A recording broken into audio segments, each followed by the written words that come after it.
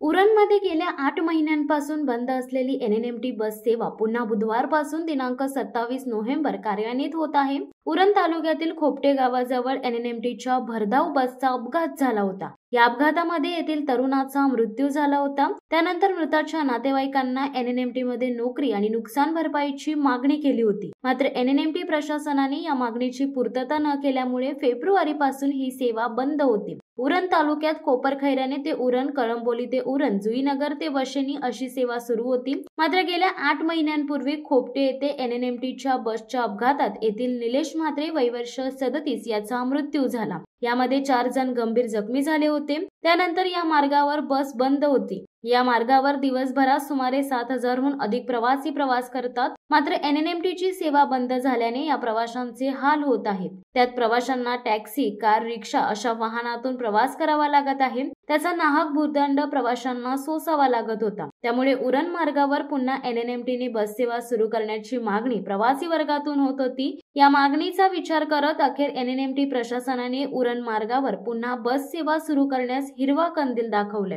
रोडपाली कळंबोली ते उरण, 31 कोपरखैरणे ते उरण या मार्गावर बुधवारपासून एनएनएमटी बस सेवा सुरू झाली आहे। मात्र ज्या मार्गावर एनएनएमटी बसचा अपघात झाला होता त्या मार्गावरील सेवा अद्याप सुरू करण्यात आलेली नाही। त्यामुळे या भागातील प्रवाशांचे हाल सुरूच राहणार आहेत। शिवसत्ता टाइम्ससाठी सूरज गरंडे, उरण। दे धडक बेधडक वृत्त देणाऱ्या आपल्या शिवसत्ता टाइम्स न्यूज चॅनलला लाल बटन दाबून सबस्क्राईब करा आणि बेल आयकॉनला क्लिक करायला विसरू नका।